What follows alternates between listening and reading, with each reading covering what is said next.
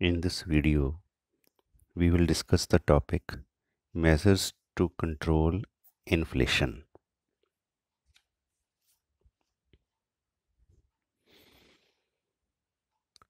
The measures to control inflation. These are divided in three parts: monetary measures, fiscal measures, and other measures. अगर हम causes of inflation जो third part है हमारी video का उसकी बात करें, उसमें मैंने आपको बताया था कि इन्फ्लेशन के मेनली दो कारण हैं। ये डायग्राम हमने बनाई थी। एक है increase in demand and other is decrease in supply. एक तो डिमांड के ज़्यादा होने से प्राइस बढ़ती है, एक सप्लाई के कम होने से प्राइस बढ़ती है। तो हम इन्फ्लेशन को अगर कंट्रोल करना चाहते हैं, इट मीन्स हमें डिमांड को कम करना होगा और सप्लाई को बढ़ाना होगा। तो जितने भी ये मेजर्स हैं इन्फ्लेशन को कंट्रोल करने वाले, वो सारे इन दो चीज़ों पे फोकस करेंगे: डिमांड को कम कैसे किया जाए और सप्लाई को कैसे बढ़ाया जाए। तो 17 पॉइंट्स हैं ये टोटल। सारे पॉइंट्स को हमने इन दो एंगल से स्टडी करना है कि डिमांड को कैसे कम करें और सप्लाई को कैसे बढ़ाएं। First is the monetary measures. Monetary measures में फर्स्ट है control over money supply. Money supply को कंट्रोल करना। Government should impose restrictions on the issue of money by central bank. Central bank जो है, जैसे इंडिया में है आरबीआई, वो नई मनी इशू ना करे, न्यू मनी मार्केट में नहीं आएगी तो लोगों के पास पैसा नहीं आएगा, लोगों की परचेजिंग पावर नहीं बढ़ेगी, तो डिमांड कम हो जाएगी। डिमांड कम होने से प्राइसेस कम हो जाएंगी। Credit control. Central bank should pursue credit contraction policy. तो जैसे क्रेडिट एक्सपेंशन पॉलिसी होती है, चीप मनी पॉलिसी होती है, सस्ता कर्जा, कम रेट ऑफ इंटरेस्ट पर कर्जा लोगों को देना, उसके उल्ट डियरर मॉनेटरी पॉलिसी अपनाई जाए, महंगा किया जाए कर्जा, रेट ऑफ इंटरेस्ट ज़्यादा किया जाए, तो क्रेडिट कॉन्ट्रैक्ट हो जाएगा, लोगों के पास पैसा ज़्यादा नहीं आएगा, डिमांड कम हो जाएगी, जिससे प्राइस कम हो जाएगी।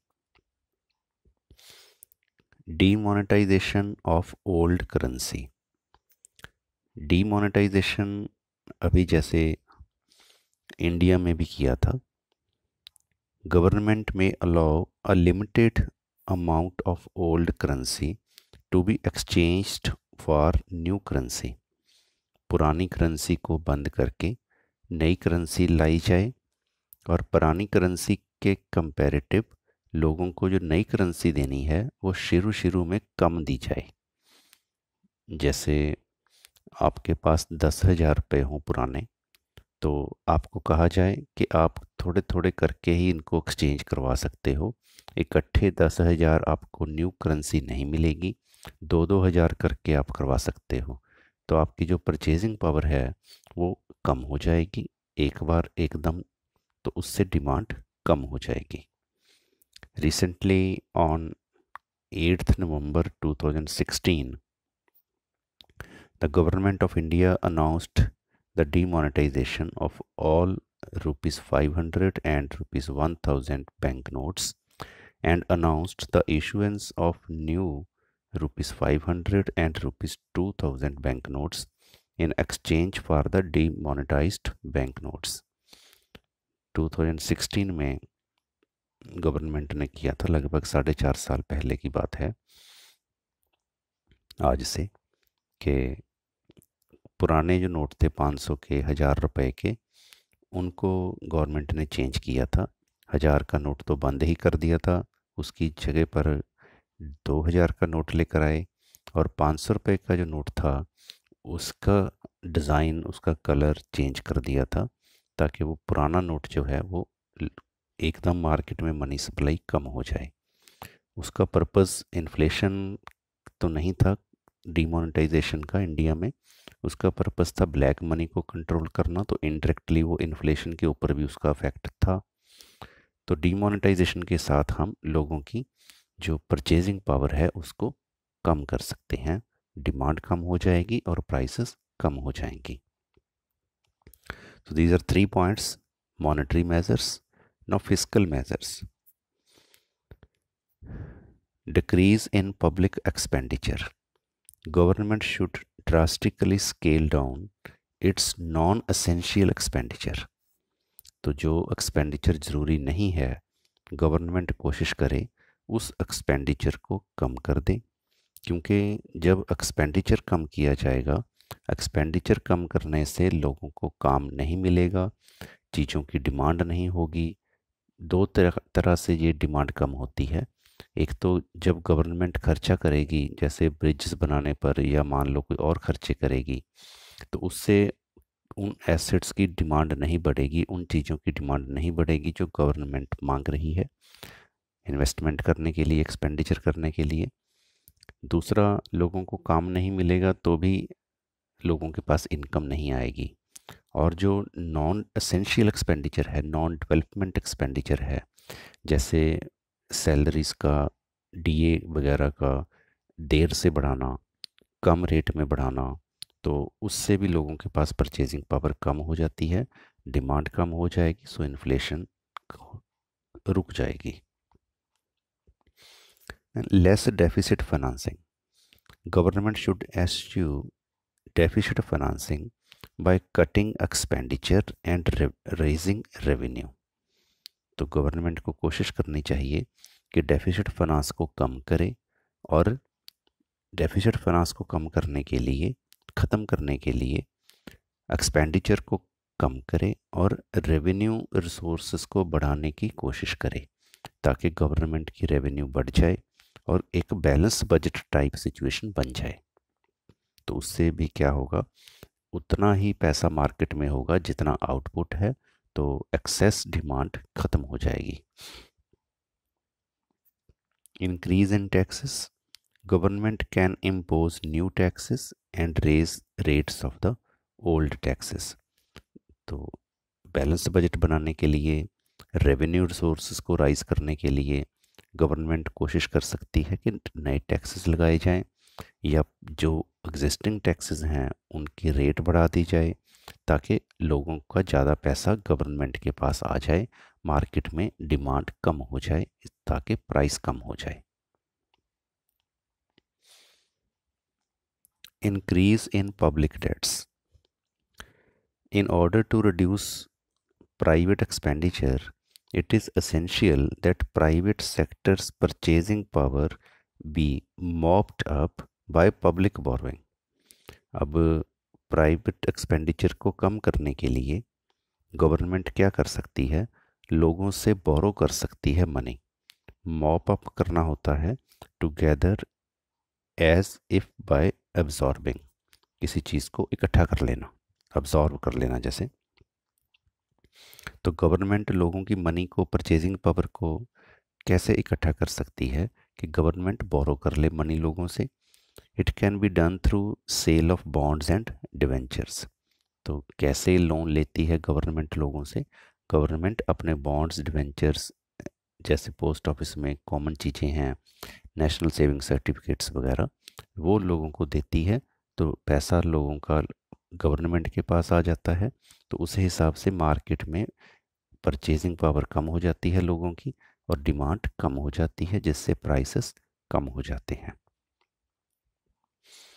Delay in the payment of old debts. इसका उल्टा पॉइंट है ये, इसमें है कि लोगों से कर्जा ले लें, और ये है कि जो कर्जा लिया हुआ है लोगों से उसको अभी जल्दी रीपे ना करे सरकार.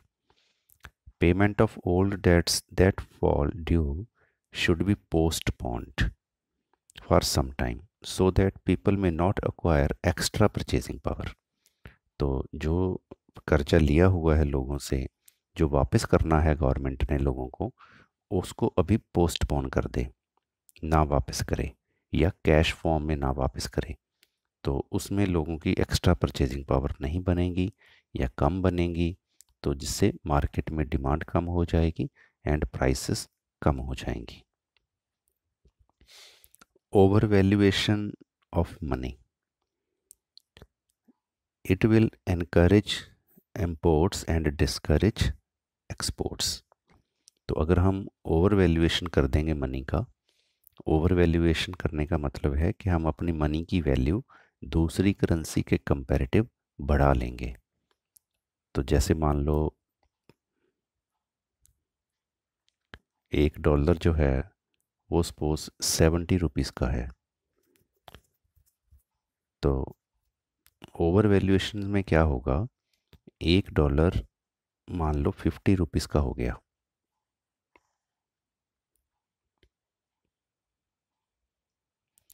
तो इससे क्या होगा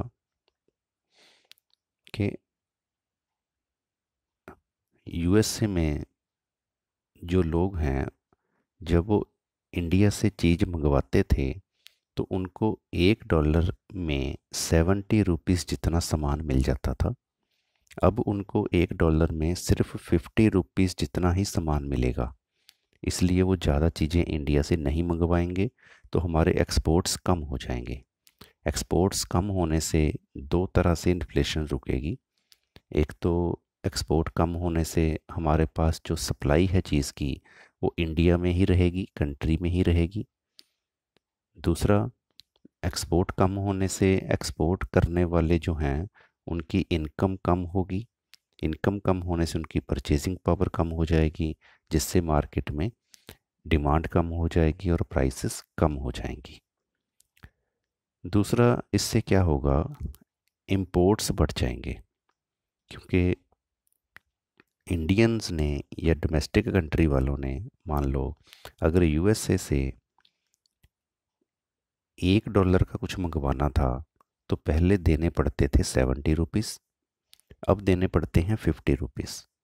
तो ज़्यादा इंपोर्ट वो अब मंगवा सकते हैं। तो इससे भी दो तरह से इन्फ्लेशन कम होगी। एक तो जब हम इंपोर्ट्स मंगवाएंगे तो कंट्री में डिमांड कम हो जाएगी चीज़ों की, कंट्री में लोग पैसा खर्च करने की बजाय अब बाहर खर्च कर रहे हैं, तो कंट्री में डिमांड कम होने से, कंट्री की चीज़ों की डिमांड कम होने से प्राइसेस कम हो जाएंगी। दूसरा, इंपोर्ट करने से बाहर से चीज़ आएगी तो कंट्री में चीज़ की सप्लाई बढ़ जाएगी। तो ये कुछ तरीके हैं fiscal measures to control the inflation. Now there are some other measures also. Increase in production, तो ये सप्लाई साइड वाली बात है।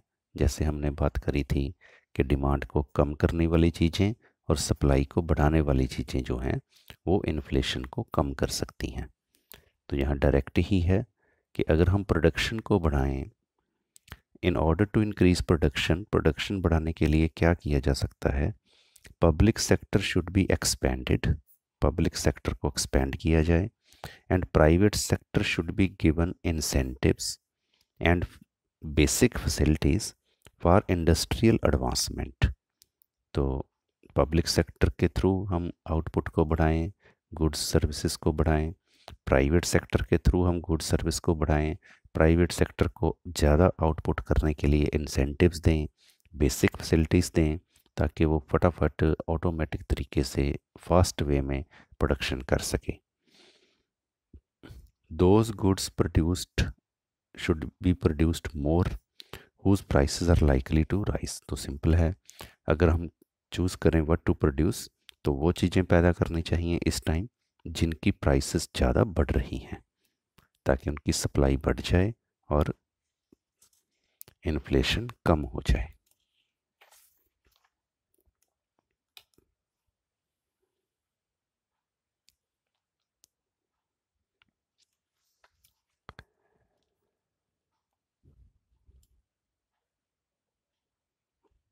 एंड प्रॉपर इन्वेस्टमेंट पॉलिसी, ये भी सप्लाई बढ़ाने वाला पॉइंट है। Investment in those industries be increased where in production of goods can be accelerated over a short period. तो ऐसी गुड्स ज़्यादा पैदा की जाएं, ऐसी इंडस्ट्री में ज़्यादा इन्वेस्टमेंट किया जाए जिनका जेस्टेशन पीरियड कम होता है। इन्वेस्टमेंट करके फाइनल आउटपुट मिलने में जिन इंडस्ट्रीज़ में कम टाइम लगता है, ताकि जल्दी इन्वेस्टमेंट करके आउटपुट किया जा सके, सप्लाई को बढ़ाया जा सके। Proper commercial policy. In order to increase the supply of goods, government should pursue proper commercial policy. Commerce policy, trade policy जो है गवर्नमेंट की, वो ऐसी होनी चाहिए जो बिजनेस को सपोर्ट करे, जल्दी सप्लाई को मार्केट में लेकर आए, ताकि चीज़ों की सप्लाई बढ़े और प्राइसेस कम हो जाएं। Proper wage policy. Wage policy should be such that there should be no wage price spiral. तो वेज प्राइस स्पाइरल नहीं बनना चाहिए।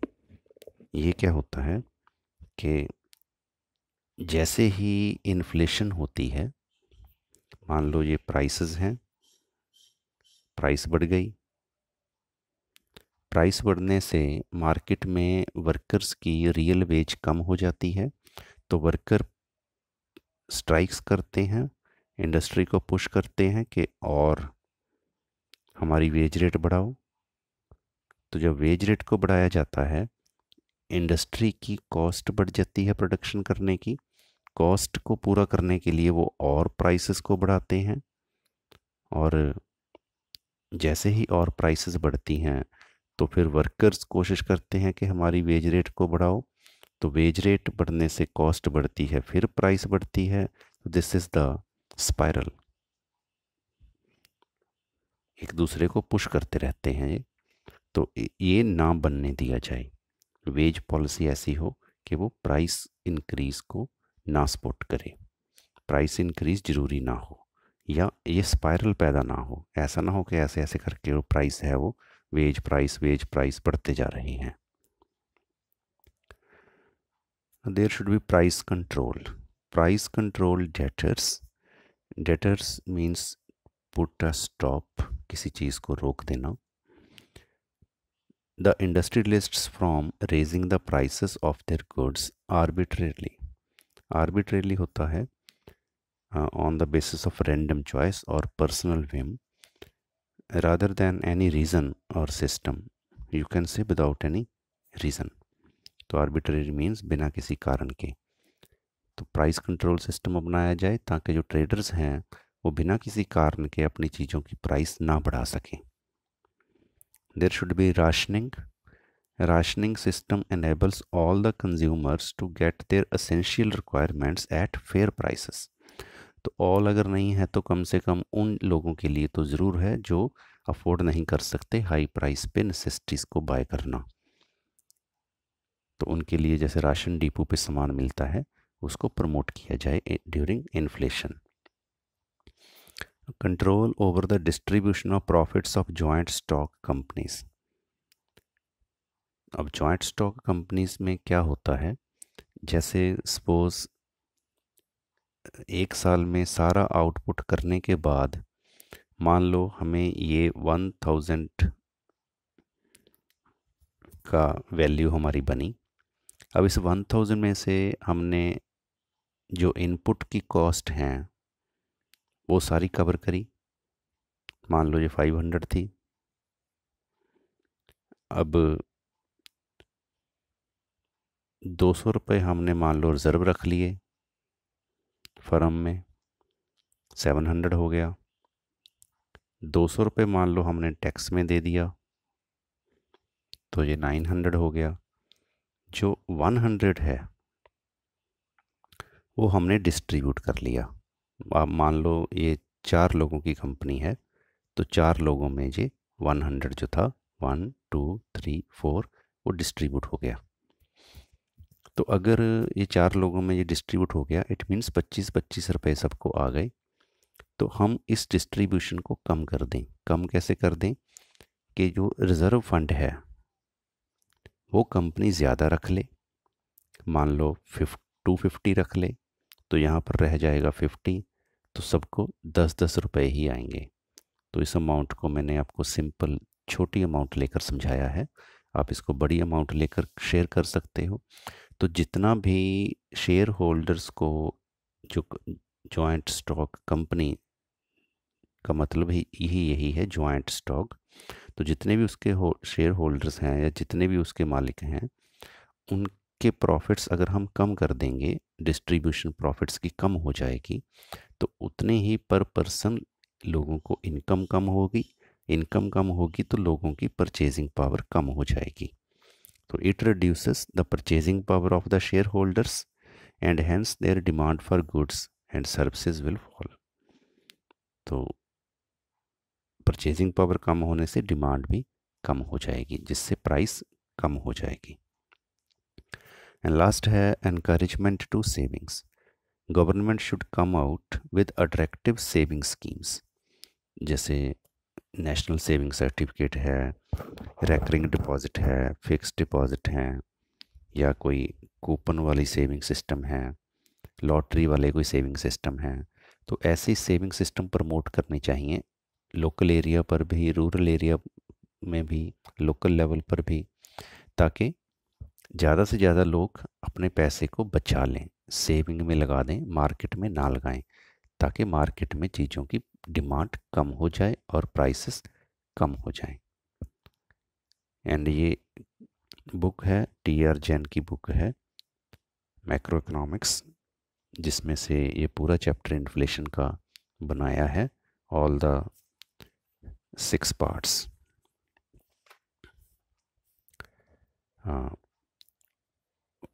For meaning of inflation, types of inflation, causes of inflation, effects of inflation, inflation and economic development, must watch first 5 parts of the video. Thank you. Thanks for watching this video.